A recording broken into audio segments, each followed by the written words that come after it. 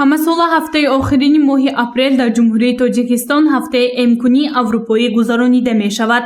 кӯдаконе ки аз рӯи тақвими миллии иммунизатсия сари вақт эмкунии худро нагирифта буданд, аз эмкунӣ мегузаранд. дар маркази саломатии рақами 5 шаҳри Хуҷанд ҳамарӯза дар вақти муайян кӯдакон иммунизатсия ё худ аз эмкунӣ гузаронида мешаванд. ҳангоми гузаронидани иммунизатсия дар организми кӯдак иммунитет ҳосил шуда нисбати ин ё он беморӣ мубориза мебарад. аниқтараш ба организм бар зидди беморӣ ваксина ворид мешавад. духтури оилавии маркази саломатии рақами 5 шаҳри Хуҷанд афзуд ки барои пешгирии бемориҳои сироятӣ иммунизатсия вазифаи муҳимро иҷро мекунад. волидон бояд дар вақти муайян кӯдакони худро аз эмкунӣ гузаронанд. эмкуниҳое ки аз рӯи синни солшон бояд гиранд. имрӯз кӯдакони Тоҷикистон бар зидди якчанд намуди бемориҳои сирояткунандаи вазин ки асосан ба марг оварда мерасонад эм карда мешаванд.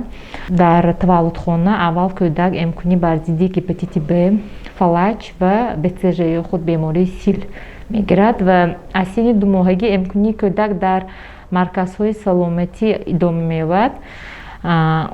дар синни 2 моҳа, 3 моҳа, 4 моҳагӣ кӯдак бар зидди 7 инфекция якбора бо ваксинаи пентавалентӣ ки худ бар зидди 5 намуди инфекция кабуцулфа, гепатити Б, чӯбчии гемофилии гурӯҳи Б, кузоз ва глюзиндонак эм карда мешавад. ба ғайр аз он ба даҳони кӯдак қатраҳои бар зидди ротавирусӣ ва бар зидди фалач чаконда мешаванд ва ҳамин эмкунӣ 3 маҳ такроран идома меёбад, 2 моҳа, 3 моҳа, 4 моҳа ва дар синни 1 солагӣ кӯдак бар зидди бемории сурхча гулафшон ва фалач 4 эм карда мешавад. ҳоло мо медонем ки ҳолати эпидемиологӣ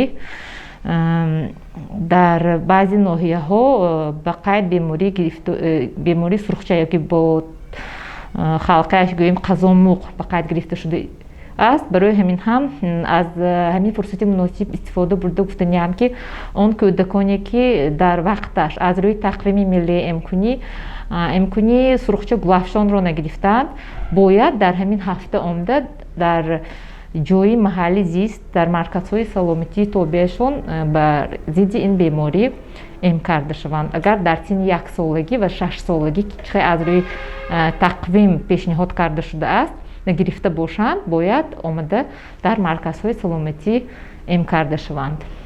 ба хотири пешгирии бемории иммунизатсия ё худ эмкунӣ ҳатмӣ аст. аҳамияти иммунизатсия барои кӯдак хеле муҳим аст. ҳамасола иммунизатсия ҳаёти миллионҳо одамонро аз бемориҳои сироятшаванда эмин медорад ва онҳоро аз фавт ва ё маъюбии якумра муҳофизат мекунад. ҳамасола тибқи нақшаи эмкунӣ ба марказҳои саломатӣ миқдори муайян ваксина ҷудо мешавад.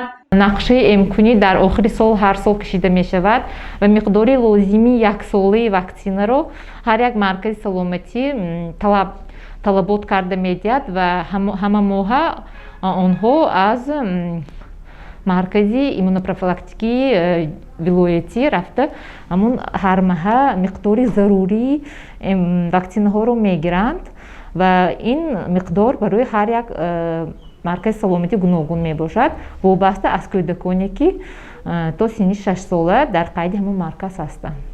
мувофиқи тақвими миллии иммунизатсия барои калонсолон низ вуҷуд дорад. баъди ҳар 10 сол дар синни 26, 36, 45, 56 солагӣ эмкунӣ гузаронида мешавад.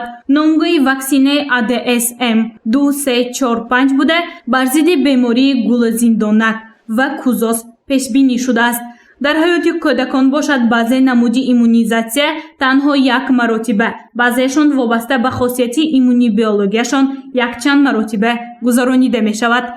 баъзе волидайнҳо ҳастанд ки аз эмкунӣ рад мекунанд, намедонам бо кадом сабаб бошад, лекин мо он фактор рақамҳое ки имрӯз ба онҳо оварда истодем ки дар миқёси вилоятамон бемории сурхча ба қайд гирифта шуда истодааст ва ин сабабҳо онҳоро водор кард ки кӯдаки худро ба эмкунӣ биёранд ва аз чунин бемориҳое ки оқибатҳои хеле вазнин дорад эмин нигоҳ доранд. Кӯдаконе ки аз рӯи тақвими миллии эмкунӣ дар вақташ имкунии худро нагирифта бошанд, бояд дар ҳамин ҳафта омада ҳама он имкуниҳое ки аз рӯи синни солшон бояд гиранд.